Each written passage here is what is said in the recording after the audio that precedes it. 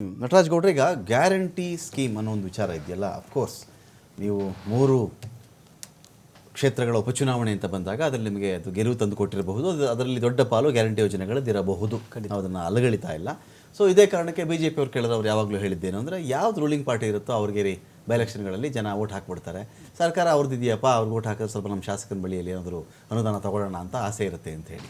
But guarantee ಯೋಜನೆಯಲ್ಲೇ ನೀವು ಮೈ ಮರೆಯುವಂಗೆ ಕಾಣಿಸ್ತಾ ಇದೆಯಲ್ಲ ಅಂತ. ಗ್ಯಾರಂಟಿ ಯೋಜನೆ ಇಟ್ಕೊಂಡದೇ ಸಾಕು, ಅದೇ ಸಾಕು, ಇನ್ಯಾವುದು ಆದರೂ ಆಗಲಿ ಆಗದೇ ಇದ್ರೆ ಇರಲಿ, ಈ ಧಾಟಿಲಿ ನಿಮ್ಮ ಗೌರ್ಮೆಂಟ್ ಹೋಗ್ತಿದ್ಯಾ ಅಂತ. ಇಲ್ಲ ನೋಡಿ, 3 ಉಪಚುನಾವಣೆಯಲ್ಲಿ ಗ್ಯಾರಂಟಿ ಯೋಜನೆಗಳ ಜೊತೆಗೆ ನಮ್ಮ ಸಂಘಟನೆ ಈಗ ಚನ್ನಪಟ್ಟಣ 25,000 ಮತಗಳು ಲೀಡ್ ಬರ್ತದೆ ಅಂದರೆ ಸುಲಭ ಅಲ್ಲ. ಕೇಂದ್ರ ಸಚಿವ, ಮಾಜಿ ಮುಖ್ಯಮಂತ್ರಿ ತಮ್ಮ ಸುಪುತ್ರನ 3ನೇ ಬಾರಿಗೆ ನಿಲ್ಲಿಸ್ತಾ ಇರ್ತಕ್ಕಂಥದ್ದು ಅದೇನು ಚಿಕ್ಕ ಜಾಗ ಆಗಿರಲಿಲ್ಲ. ಜನಗಳು ಗ್ಯಾರಂಟಿ ಯೋಜನೆಗಳು ಕೊಟ್ಟರು, ನಮ್ಮ ಸಂಘಟನೆಗೂ ಸೇರಿಸ್ಕೊಟ್ರು. ನಾವು ಗ್ಯಾರಂಟಿ ಯೋಜನೆಗಳಿಗೇನು 4,09,000 ಕೋಟಿ ರೂಪಾಯಿ ಬಜೆಟಲ್ಲಿ ಗ್ಯಾರಂಟಿ ಯೋಜನೆಗಳಿಗೆ 52,000 ಕೋಟಿ ರೂಪಾಯಿ ಇಟ್ಟಿದ್ದೀವಿ. ಮಿಕ್ಕಿದ್ದ ಬಜೆಟಲ್ಲಿ 1.5 ಲಕ್ಷ ಕೋಟಿ ರೂಪಾಯಿ ಎಲ್ಲ ಅಭಿವೃದ್ಧಿ ಕಾರ್ಯಕ್ರಮಗಳಿಗೆ ಇಟ್ಟಿರ್ತಕ್ಕಂಥದ್ದು. ನೋಡಿ, 224 ಕ್ಷೇತ್ರಗಳಲ್ಲಿ ಯಾವುದೇ ಇಲಾಖೆನಲ್ಲಿ ಎಲ್ಲ ಯೋಜನೆಗಳು ನಡೀತಾ ಇದ್ದಾವೆ. ಅದು PWD ಆಗಬಹುದು, ಸೋಷಿಯಲ್ ವೆಲ್ಫೇರ್ ಆಗಬಹುದು, ಪಂಚಾಯತ್ ರಾಜ್ ಆಗಬಹುದು, ಎಲ್ಲ ಇಲಾಖೆಯಿಂದಲೂ ಅಭಿವೃದ್ಧಿ ಕಾರ್ಯಕ್ರಮಗಳು ಆಗ್ತವೆ. 176 ತಾಲೂಕುಗಳಲ್ಲಿ ಏಕಕಾಲದಲ್ಲಿ ನಾವು ಆರೋಗ್ಯ ಇಲಾಖೆನಲ್ಲಿ ಡಯಾಲಿಸಿಸ್ ಸೆಂಟರ್ ಓಪನ್ ಮಾಡಿದ್ವಿ. ಈಗ ಕೀಮೋಥೆರಪಿ, ಉಚಿತವಾದ ಕೀಮೋಥೆರಪಿ ಸೆಂಟರ್ಗಳು ಎಲ್ಲ ಜಿಲ್ಲಾ ಮಟ್ಟದಲ್ಲಿ ಓಪನ್ ಮಾಡ್ತಾ ಇದ್ದೀವಿ. ಇದು ಅಭಿವೃದ್ಧಿ ಅಂತಾರೆ, ನಿರಂತರ ಅಭಿವೃದ್ಧಿ. ನಾವು 4,000 ಬಸ್ಗಳನ್ನ ಕೊಂಡ್ಕೊಂಡ್ವಿ ಸರ್ಕಾರ ಬಂದ ಮೇಲೆ. ಏನು ಬಸ್ಗಳು ಇರಲಿಲ್ಲ, ಯಾಕಂದ್ರೆ ಶಕ್ತಿ ಯೋಜನೆ ಜಾಸ್ತಿ ಫಲಪ್ರದ ಆದಮೇಲೆ ಬಸ್ಗಳು ಕೊರತೆ ಆಯಿತು. 4,000 ಬಸ್ಗಳು ಕೊಂಡ್ಕೊಂಡ್ವಿ, 15,000 ಟೀಚರ್ಗಳನ್ನ ಅಪಾಯಿಂಟ್ ಮಾಡ್ಕೊಂಡ್ವಿ. ಈ ರೀತಿಯಾದಂಥ ಅಭಿವೃದ್ಧಿಗಳು ನಿರಂತರ. ಮತ್ತು ಜನ ಕಾಣದು ಹೇಳ್ಬೋದು, BJP ಹೇಳ್ಬೋದು. ನೋಡ್ರಿ, ನಾವಿಲ್ಲಿಂದ 4 ಲಕ್ಷ ಕೋಟಿ ರೂಪಾಯಿ ತೆರಿಗೆನ ಕೇಂದ್ರ ಸರ್ಕಾರಕ್ಕೆ ಕೊಡ್ತೀವಿ. ನಮ್ಗೆ ವಾಪಸ್ ಕೊಡೋದು 50,000 60,000 ಕೋಟಿ ರೂಪಾಯಿ ಮಾತ್ರ. 1 ರೂಪಾಯಿ ಕೊಟ್ಟರೆ 14 ಪೈಸಾ 15 ಪೈಸಾ ಮಾತ್ರ ವಾಪಸ್ ಬರ್ತದೆ. ಸೊ ಬೆಂಗಳೂರಿಗೆ BJPಯ ಕೊಡುಗೆ ಏನು, ಕೇಂದ್ರ ಸರ್ಕಾರದ ಕೊಡುಗೆ ಏನು, ವಿಶೇಷ ಯೋಜನೆಗಳೇನು? ನೀವು 2014ಕ್ಕೆ ಮುಂಚೆ ಇಡೀ ಬೆಂಗಳೂರಿನಲ್ಲಿ JN ಧರ್ಮ ಬಸ್ಗಳು ಓಡಾಡ್ತಾ ಇದ್ದೋ. JN ಧರ್ಮ ಎಲ್ಲ ಬಸ್ ಸ್ಟ್ಯಾಂಡ್ಗಳು ದೊಡ್ಡ ದೊಡ್ಡ ಕಟ್ಟಡಗಳು ಕಟ್ತಾ ಇದ್ರು JN ಧರ್ಮ ಹೆಸರಲ್ಲಿ. ಅದಾದ ನಂತರ ಮೋದಿ ಸರ್ಕಾರ ಬಂದ ಮೇಲೆ ಎಲ್ಲ ಶೂನ್ಯ, ಯೋಜನೆಗಳೆಲ್ಲ ಶೂನ್ಯ. ನಮಗೆ ವಿಶೇಷ ಯೋಜನೆಗಳು ಇಲ್ಲ, ಎಂಥದ್ದು ಇಲ್ಲ. ಇಲ್ಲಿ ಬರ್ತಕ್ಕಂತಹ ತೆರಿಗೆನಲ್ಲೇ ಇದೇ ಸರ್ಕಾರ ನಾವು ನಂಬರ್ 2 ಇದೀವಿ ಟ್ಯಾಕ್ಸ್ ಕಲೆಕ್ಷನ್ನಲ್ಲಿ, ಮತ್ತು ದೇಶಕ್ಕೆ ಕೊಡುಗೆ ಕೊಡ್ತಾ ಇರೋಳಗೆ.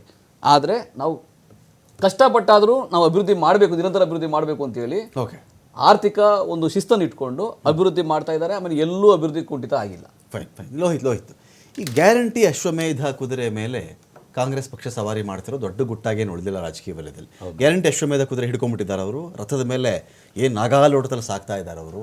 ಇದನ್ನು ಕಟ್ಟಿ ಹಾಕುವಂತಹ ಲವಾಕುಶರು ನಿಮ್ಮ ಪಾರ್ಟಿಲಿ ಅಶೋಕು ಮತ್ತು ವಿಜಯೇಂದ್ರನ ಕಟ್ಟಿ ಹಾಕುವಂಥ ಸೂಚನೆ ಆದರೂ ಕಾಣಿಸ್ತಾ ಇದೆಯಾ? ಉಪಚುನಾವಣೆಗಳಲ್ಲಿ ಲಿಟ್ಮಸ್ ಟೆಸ್ಟ್ ಅಂತ ಆದಾಗಾದರೂ ನೀವು ಎಚ್ಚೆತ್ಕೊಂಡಿದ್ದೀರಾ? ಅದ್ರ ಬಗ್ಗೆ ಒಂದು ಪ್ರಯತ್ನ ನಡೀತಾ ಇದೆಯಾ? ಆಯ್ತಪ್ಪ, ನಮ್ಮ ಕಡೆ ನಾವು ಅಧಿಕಾರಕ್ಕೆ ಬಂದರೆ ನೆಕ್ಸ್ಟು ಇದಕ್ಕೊಂದು ಕೌಂಟರ್ ಆಗಿಯೋ ಇನ್ನೊಂದಾಗಿಯೋ. ನೋಡಿ, ಇಂಥ ರಾಜ್ಯದಲ್ಲಿ ಹಿಂಗೆ ಮಾಡ್ತಾ ಇದ್ದೀವಿ. BJP ಅಧಿಕಾರಕ್ಕೆ ಬಂದಂಥ ರಾಜ್ಯದಲ್ಲಿ ಅದು ಯಾರೋ ಡೆಲ್ಲಿ CM ಮನೆ ನವೀಕರಣ 60 ಲಕ್ಷ 64 ಲಕ್ಷ ಆ ವಿಚಾರಕ್ಕೆ ಸಂಬಂಧ ಮತ್ತೆ ಅದು ಆದೇಶ ಉಲ್ಟಾ ಆಗ್ತಿದೆ. ಒಂದೊಂದು ರಾಂಗ್ ಮೆಸೇಜ್ ಸೆಂಡ್ ಆಗಲ್ವಾ ಇಂಥ ಟೈಮಲ್ಲಿ ಅಂತ? ಸರ್, ಒಂದು ನಮ್ಮ BJP ಕರ್ನಾಟಕ ಭಾರಿ ಪ್ರಬಲವಾಗಿ ಇದೆ. ಸಾಮೂಹಿಕ ನಾಯಕತ್ವದಲ್ಲಿ ಯಾರು ಜವಾಬ್ದಾರಿ ಸಿಗುತ್ತೆ. ಒಂದು ಕೌಂಟರ್ ಹೇಳಿ ಗ್ಯಾರಂಟಿ ಅಶ್ವಮೇಧ ಕುದುರೆಗೆ. ಒಂದೇ ಒಂದು ಕೌಂಟರ್. ಎಲ್ಲರೂ ಸಾಕಷ್ಟು ಜನ ಇದ್ದಾರೆ, ಅಧಿಕೃತವಾಗಿ ಘೋಷಣೆ ಆಗಲಿ. ಎಲ್ಲರೂ ನಾನು ಆಗಲೇ ಹೇಳಿದ್ರೆ ಸಮರ್ಥರಿದ್ದಾರೆ, ಯಾರು ಅಷ್ಟು ಸುಲಭವಾಗಿ ಏನಿಲ್ಲ. ಎಲ್ಲ ಅನುಭವಸ್ಥರಿದ್ದಾರೆ, ಪಾರ್ಟಿ ನಡೆಸೋಷ್ಟು ಎಲ್ಲರಿಗೂ ತಾಕತ್ತಿದೆ.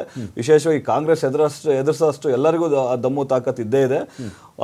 ಒಂದು ಏನು ಹೇಳ್ತಾ ಇದ್ರೆ ಗ್ಯಾರಂಟಿ ಯೋಜನೆಗಳಿದೆ, ಆ ಗ್ಯಾರಂಟಿ ಯೋಜನೆ ಅದನ್ನೇ ಟ್ರಂಪ್ ಕಾರ್ಡ್ ರೀ. ಅಲ್ಲ, ಅವ್ರು ಹೂ ಅಂದ್ರು ಅದೇನೆ ಅವರು. ಅಲ್ಲ, ಅವ್ರು ಇಟ್ಕೊಂಡು ಸಹ ಎಷ್ಟು ಸೋತಿದ್ದಾರೆ ಅಂತ ಹೇಳಿ ಅವ್ರ ಸ್ವಪಕ್ಷದವರೇ ಇತ್ತೀಚಿನ ದಿನಗಳಲ್ಲಿ ಎಷ್ಟೆಷ್ಟು ಆರೋಪ ಮಾಡ್ತಾರೆ ಅಂತ ತಾವೇ ಕರ್ನಾಟಕ ರಾಜ್ಯದಲ್ಲಿ ನಂಬರ್ 1 ಭ್ರಷ್ಟಾಚಾರ ನಡೀತಾ ಇದೆ ಅಂತ ಹೇಳಿ ಬಸವರಾಜ ರಾಯರೆಡ್ಡಿ ಅವರು ಹೇಳಿದ್ದಾರೆ. ಇತ್ತೀಚೆಗೆ BR ಪಾಟೀಲ್ ಅವರು ಸಾಕಷ್ಟು ಅಸಮಾಧಾನ ವ್ಯಕ್ತಪಡಿಸಿದ್ದಾರೆ. ಆಮೇಲೆ ರಾಜು ಕಾಗೆ ಅವರಾಗಿರ್ಬೋದು, ಇನ್ನೂ ಹಲವಾರು ಹೆಸರುಗಳು ನಾನು ಹೇಳಬಲ್ಲೆ. ಅದಕ್ಕೆ ಏಕಾಏಕಿ ಅಲ್ಲಿ ಡೆಲ್ಲಿಯಿಂದ ಬಂದು ಇಲ್ಲಿ ಸುರ್ಜಿವಾಲಾ ಅವರು ಇಲ್ಲಿ ಏನು 1-to-1 ಮೀಟಿಂಗ್ ಮಾಡಿ ಅದನ್ನ ಒಂದು ಏನು ಭ್ರಷ್ಟಾಚಾರದ ಬಗ್ಗೆ ಉಲ್ಲೇಖ ಮಾಡಿದ ಸಂದರ್ಭದಲ್ಲಿ, ಆರೋಪ ಮಾಡಿದ ಸಂದರ್ಭದಲ್ಲಿ ಇವ್ರೇನು ಕುತ್ಕೊಂಡು ಏನು ಸಂಬಂಧ ಮಾಡ್ತಾ ಇದಾರ ಅಲ್ಲಿ ಕುತ್ಕೊಂಡು ಒಂದು ಕೋಣೆಯಲ್ಲಿ?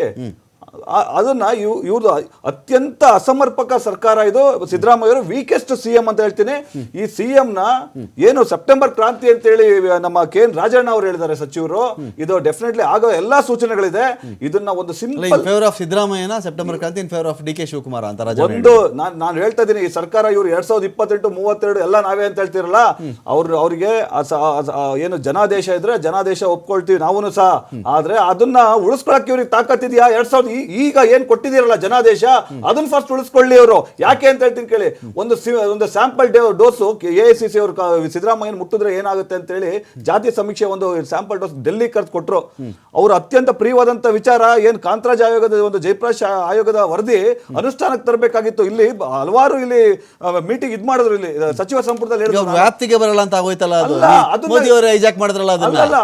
ಮೋದಿ ಅವರು ಹೈಜಾಕ್ ಅಲ್ಲ ಸರ್. 1931 ಆದದ್ದು ಯಾವತ್ತೂ ಇವರಿಗೆ 60-70 ವರ್ಷ ಆಳಿದ್ರು ಸಹ ಇವರು ಜಾತಿ ಸಮೀಕ್ಷೆ ಮಾಡೋದಕ್ಕೆ ಇವ್ರಿಗೆ ತಾಕತ್ತಿರಲಿಲ್ಲ. ಕಾಂಗ್ರೆಸ್ಗೆ ನಾವು ಮಾಡಿದೀವಿ ಮೋದಿ ಅವರು. ಇನ್ನೊಂದು ಜಾತಿ ಸಮೀಕ್ಷೆ ಅಲ್ಲೋಗ್ಬಿಟ್ಟು KC ವೇಣುಗೋಪಾಲ್ ಹೇಳ್ತಾರೆ ಇದನ್ನ ಕ್ಯಾನ್ಸಲ್ ಅಂತ ಹೇಳಿ, ಅಂದ್ರೆ ಅದನ್ನ ವರದಿನ ನಾವು ತಿರಸ್ಕಾರ ಮಾಡ್ತೀವಿ, ಮರು ಸಮೀಕ್ಷೆ ಮಾಡ್ತೀವಿ ಅಂತ ಹೇಳಿ. ಅದನ್ನ ಇಲ್ಲಿ ಒಂದು ಅವ್ರಿಗೆ ಗೌರವ ಇದ್ದಿದ್ರೆ ಮುಖ್ಯಮಂತ್ರಿ ಸಿದ್ದರಾಮಯ್ಯಗೆ ಪ್ರತಿಕ್ರಿಯೆ ಕೊಡಬಹುದು. ಇಲ್ಲ ನಾನು ಅಲ್ಲೋಗಿ ಹೇಳ್ತೀನಿ, ನಾನೇ ಹೇಳ್ತೀನಿ ಅಂತ ಹೇಳಿ ಇವ್ರಿಗೆ ಯಾವ್ದು ಲೆಕ್ಕಕ್ಕೆ ಇಲ್ಲ. AICC ನಲ್ಲಿ ಈಗಲೂ ರಾಹುಲ್ ಗಾಂಧಿ ಮೀಟಿಂಗ್ ಒದ್ದಾಡ್ತಾ ಇದಾರೆ ಅವ್ರಿಗೆ ಮುಂದುವರ್ಸೋದಕ್ಕೆ.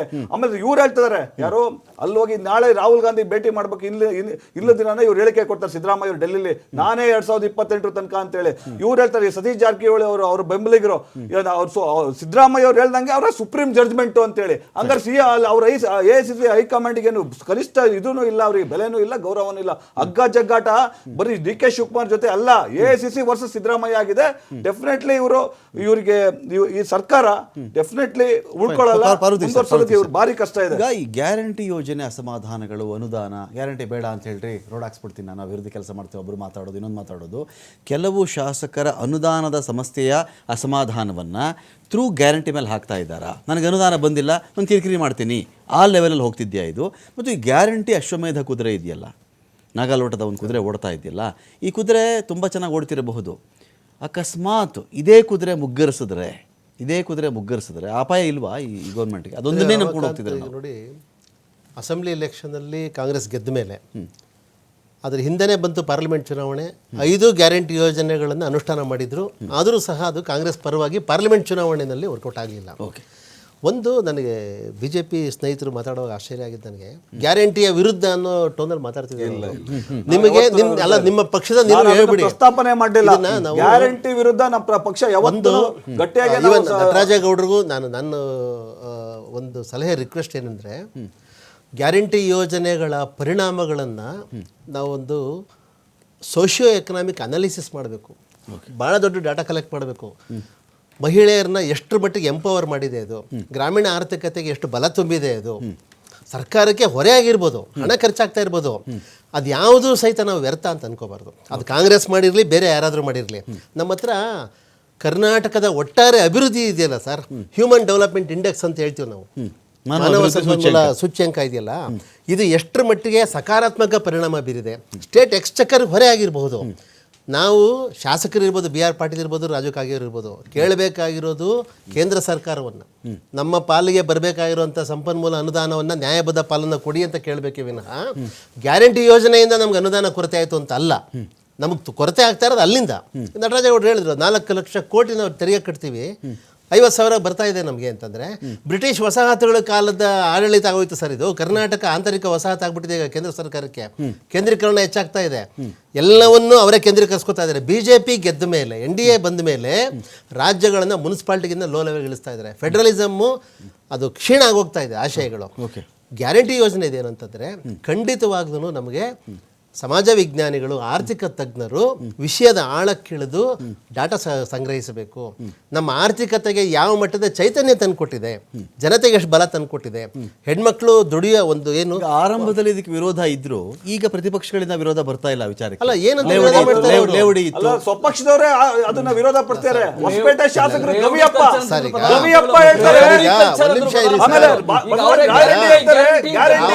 ಆಡಳಿತ ಹಿನ್ನಡೆ ಆಗಿದೆ ಅಂತ ಹೇಳ್ತಾರೆ. ಇರಬಹುದು, ಯಾರೋ ಅದನ್ನ ಹೇಳಿರ್ಬೋದು. ನಾನು ಹೇಳೋದು, ಒಂದು ಶಾಸಕರ ಅಭಿಪ್ರಾಯದ ಮೇಲೆ ನಾವು ನಿರ್ಣಯಕ್ಕೆ ತಲುಪೋದು ಬೇಡ.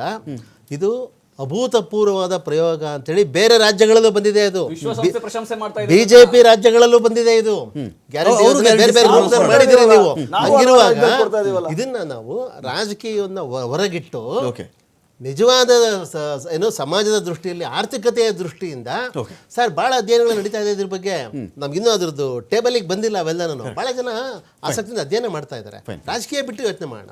ಥ್ಯಾಂಕ್ ಯು ಪಾರ್ವತೀಶ್ ಸರ್, ಡಿಬೇಟಲ್ಲಿ ಪಾಲ್ಗೊಂಡು ಮಾತನಾಡೋದಕ್ಕಾಗಿ. Thank you Lohith, thank you Nataraj ಗೌಡ್ರೆ. ಇದರೊಂದಿಗೆ ಈ ಡಿಬೇಟ್ ನಾನು ಮುಗಿಸ್ತಾ ಇದ್ದೀನಿ. ಅಂದರೆ ಈಗ ಮುಖ್ಯಮಂತ್ರಿ ನಾನೇ ಅನ್ನೋ ಒಂದು ಕಂಟಿನ್ಯೂಟಿ ವಿಚಾರಕ್ಕೆ ಸಂಬಂಧಪಟ್ಟಂತೆ ಹೇಳಿಕೆ ಒಂದು ಕಡೆ ಕೊಟ್ಟಿದ್ದಾರೆ. ಮುಂದಿನ ಸಾರಥಿಯು ನಾನೇ ಅಂತ ಸಿದ್ದರಾಮಯ್ಯನವರು ಹೇಳಿದ್ದಾರೆ. ಸೋ ಫಾರ್ ನಮಗೆ ಬಿ ಜೆ ಪಿಯಿಂದ ವೈ ವಿಜಯೇಂದ್ರ ಅವರಿಗೆ ಶಕ್ತಿ ತುಂಬತಕ್ಕಂಥ ಕೆಲಸವಾಗುತ್ತಾ, ಅಶೋಕ್ ಅವರ ಅಥವಾ ಸುನಿಲ್ ಅವರ ಇಲ್ಲ ಅಶ್ವಥ್ ನಾರಾಯಣ ಅವರ, ಈ ಪ್ರಶ್ನೆಗೆ ಇನ್ನಷ್ಟೇ ಉತ್ತರ ಸಿಗಬೇಕಾಗಿದೆ ಅಂತ ಹೇಳ್ತಾ ಡಿಬೇಟ್ ಕಂಪ್ಲೀಟ್ ಮಾಡ್ತಾ ಇದ್ದೀನಿ, ಕ್ಲೋಸ್ ಮಾಡ್ತಾ ಇದ್ದೀನಿ. ನಮಸ್ಕಾರ.